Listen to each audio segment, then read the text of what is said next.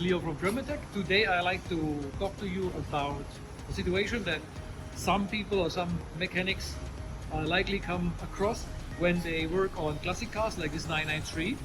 At this car we removed the brake caliper in order to rebuild it, and now we wanted to fix the caliper, mount the caliper back onto the car, and then we realized that the bolts here, these bolts here, this old aluminium is pretty much worn out, and so obviously with these bolts we would not be able to introduce the correct torque to actually mount this caliper correctly as it should be.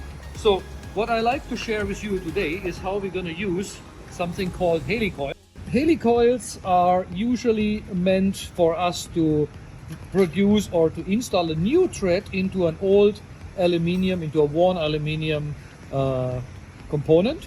So basically this is the thread that we are going to mount. This is a hardened steel. In principle what happened is, as you can see, it fits exactly this M10 screw as it should be. So it will be an insert that made out of steel in an aluminium wheel carrier in this case.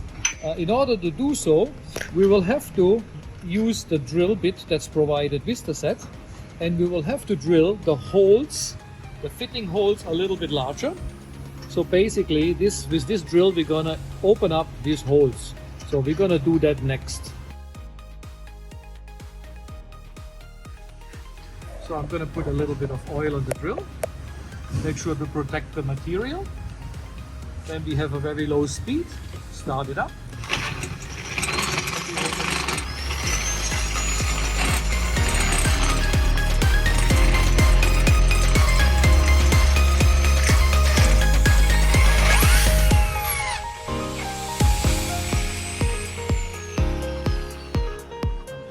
So to introduce the kit to you itself, first we start off with a drill. Obviously it's a little bit an oversized drill. With that one we'll enlarge the worn holes in the aluminium. So after that is done, we will then use the provided thread cutter in order to get a nice thread finishing inside. Of course much larger than our screws are, but just nice to fit our Heli-Coil. Our Heli-Coil will then be fitted with that handle. So basically the handle goes through, grabs the Heli-Coil thread insert on that little latch and literally spins it in. Also always remember, a Heli-Coil can always be twisted clockwise, but it can never be twisted counterclockwise. If you twist it counterclockwise it will start spreading, and so it's literally not possible. So after that is done, with that little pin punch, we would then punch away the centerpiece that helped us mounting the Heli-Coil. And as you can see, if you look closer, there is a prefabricated cut. So that part will be broken off from here once the Heli-Coil is fitted.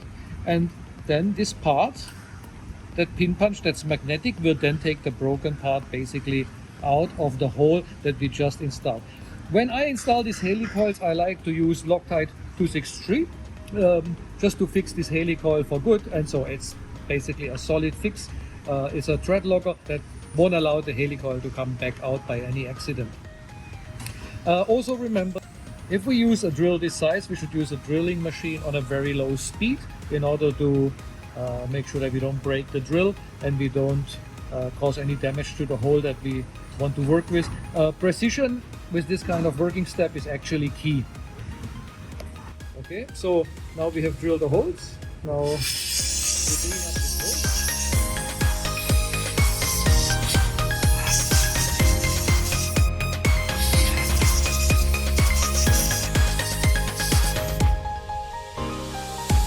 So they are now obviously far too big, and this is where we're going to cut the threads now.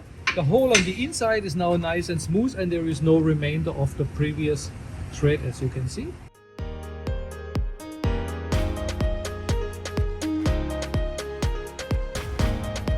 Since we like to apply Loctite on thread locker on our inserts, I like to remove the oil that I've just used to cut these holes.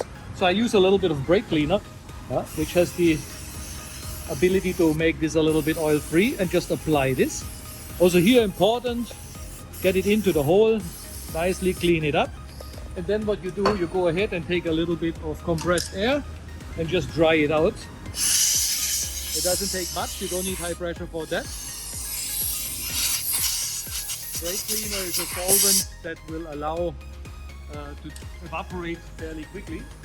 So we are now ready to apply our first Heli-Coil thread insert. For that we are using the provided tool. Slot it all the way through.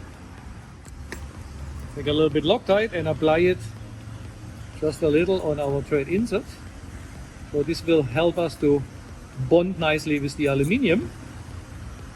And now we go ahead with the provided tool and start clockwise to lead this insert into the hole that we have just cut. And you do that all the way until the insert is all the way inside the hole and does not stick out at all. So until to the stopper here, will be very safe. Yeah. So you can see it's inside. I'm trying to now return a little bit. You will see it's literally impossible. Yeah? As we mentioned earlier, you can only go one directional.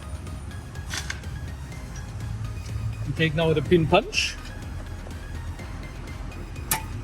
knock out the pin behind, and in our case it fell all the way through, which is fine. Of course, if you have a hole that is closed on the back, then you would be able to pick up the remaining piece with the magnet. In our case, unnecessary. So you're now able to see how this screw is nicely be able to apply it again, and now we'll be able to apply the proper torque.